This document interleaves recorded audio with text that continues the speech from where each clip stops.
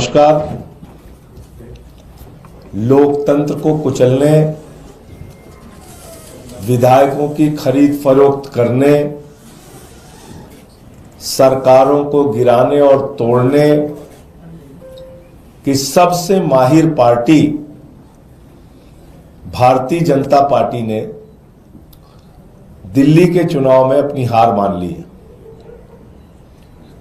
और इसी के कारण हम लोग आज सुबह से अपने विधायकों से बातचीत कर रहे हैं और बहुत सारे विधायकों ने मुझे सूचना दिया फोन करके।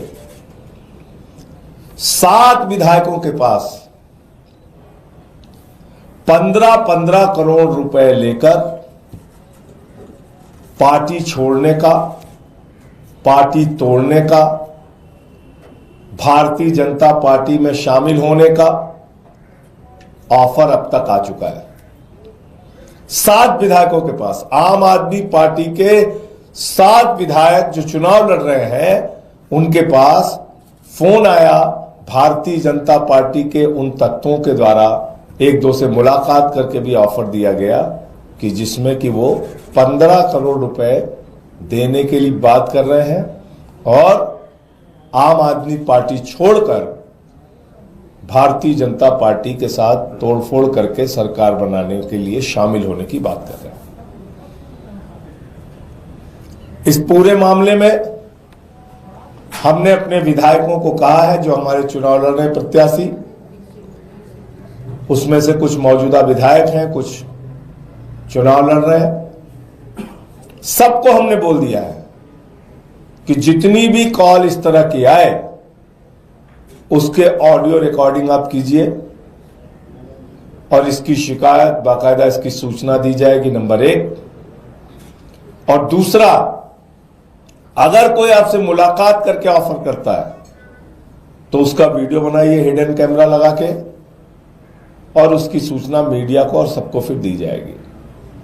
तो हमने अपने विधायकों को सचेत कर दिया है, सावधान कर दिया है, अपने सभी लोगों को सजग रहने के लिए किया है। लेकिन 2 बातें बिल्कुल स्पष्ट हो गई हैं। नंबर 1, काउंटिंग से पहले 8 फरवरी के पहले भारतीय जनता पार्टी ने अपनी हार मान ली है, बुरी तरीके से बीजेपी हार रही है, नंबर 1। नंबर 2, जो खरीद फरोख्त और तो लोकतंत्र को कुचलने का, तोड़फोड़ करने का तरीका वो पूरे देश में अपनाते हैं, वो प्रयोग उन्होंने दिल्ली में भी शुरू कर दिया है, जिसको कई बार वो लोग ऑपरेशन लोटस और पता नहीं क्या क्या नाम देते हैं। तो ये 2 बहुत महत्वपूर्ण बातें थी जो आपको आपके साथ साझा करनी थी। हमने अपने विधायकों को सजग और सचेत कर दिया है कि कोई भी इस तरह की कॉल आए तो उसको रिकॉर्ड कीजिए, कोई भी ऐसे मुलाकात करने आए तो उसका हिडन कैमरा लगा के वीडियो बनाइए। संजय जी, 7 संजय जी, कोई आप लोगों के पास प्रूफ है क्या? ये हर चुनाव के बाद हमने देखा है कि आम आदमी पार्टी कहती है कि ऐसा कॉल आया, ये सिर्फ इसलिए नहीं और हर चाहते कि टूट फूट ना हो, और जब हमने कहा तब हुआ, लेकिन आप लोग हमारी बातों को नजरअंदाज करते हैं।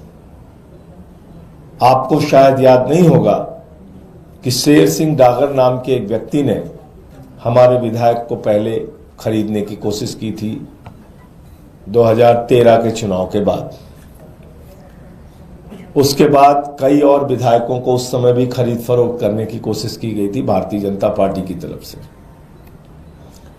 इस प्रकार का प्रयोग बीच बीच में बीजेपी ने किया और 2-4 केसेस में वो सफल भी हुए। पैसे का इस्तेमाल करते हैं, जांच एजेंसियों का इस्तेमाल करते हैं, जिस चीज से भी दबाव बन जाए वो तरीका इस्तेमाल करके विधायकों को तोड़ते हैं। हमारे एमपी तोड़ लिया इन्होंने पंजाब में, दिल्ली में हमारे मिनिस्टर 2 इन्होंने तोड़ा, सीमा पुरी का हमारा। अब हमने बहुत कोशिशों के बावजूद, तमाम संघर्षों के बावजूद दिल्ली को बचाया। इनके प्रयास में कब कहां कमी रही? इन्होंने तो हमेशा प्रयास किया। इस इसमें कौन विधायक हैं, क्या आप नाम साझा करेंगे, क्योंकि 7 का दावा आप कर रहे हैं? देखिए, ऐसा है कि सही और उचित समय पर हम सारी जानकारी साझा करते हैं। इस केस में भी वही करेंगे। हमारी निगाह बनी हुई है सारी परिस्थितियों पे, और हिडन कैमरा लगाने के लिए, रिकॉर्डिंग करने के लिए, ऑडियो रिकॉर्डिंग करने के लिए, जो कॉल आती है उसकी रिकॉर्डिंग करने के लिए हमने साफ तौर पे अपने विधायकों को निर्देशित कर दिया है। सर जी, ये 7 लोग हैं, वो कैंडिडेट्स है या सिटिंग एमएलए है जिनके पास फोन आया है? इसमें अभी तक ज्यादातर सीटिंग एमएलए हैं। और कौन किसकी तरफ से आ रहे हैं, कुछ बता सकते हो उसके बारे में? मतलब किसके बारे में आ रहा है, मैं नहीं समझा। भारतीय जनता पार्टी की तरफ से आ रहा है, और किसकी तरफ से आ रहे हैं वो समय पे खुलासा करेंगे उसका। भारतीय जनता पार्टी की तरफ से आ रहा है। सर, इसके अलावा एक सवाल है। रामगोपाल यादव जी ने ये कहा कि इंडिया गठबंधन को अगर कोई हरा रहा है तो कांग्रेस हरा रहा है, और केजरीवाल जी के लिए जिस तरह की भाषा मोदी जी भी इस्तेमाल नहीं करते हैं, वैसी भाषा तो राहुल गांधी इस्तेमाल करते हैं। तो ये तो सर्वविदित सत्य है, कोई छिपा तो है नहीं। आपने देखा इस चुनाव में किस प्रकार से कांग्रेस ने कैसी कैसी भाषा का इस्तेमाल केजरीवाल जी के खिलाफ, आम आदमी पार्टी के खिलाफ, हमारे नेताओं के खिलाफ किया। ये तो कोई छिपी हुई बात अब है नहीं। तो इसमें रामगोपाल जी ने कुछ भी गलत नहीं कहा है, जो कहा है बिल्कुल सच कहा है उन्होंने। सर, अखिलेश यादव ने कहा कि चुनाव आयोग मर गया है, उसे सफेद कपड़ा भेंट करना होगा। देखिए, मैं अखिलेश यादव जी की बात से इसलिए सहमत हूं कि जिस नई दिल्ली विधानसभा के क्षेत्र में सुप्रीम कोर्ट है, चुनाव आयोग है, और हमारे लोकतंत्र का सबसे बड़ा मंदिर संसद है, और आप सब लोग उसके गवाह हैं, कोई तीसरे गवाह की भी जरूरत आपको नहीं है। संसद से 100 मीटर की दूरी पे हमारे कार्यकर्ताओं को मारा पीटा गया। एक झुग्गी में वहां महिलाओं के साथ अभद्रता की गई। संसद से 2-4 किलोमीटर के दायरे में चुनाव आयोग के नाक के नीचे पैसे बांटे गए, दारू बांटे गए, साड़ियां बांटी गई, जूते बांटे गए, लोटे बांटे गए, खुला खेल चला। स्याही लगाई गई 2-2 हजार रुपए देके।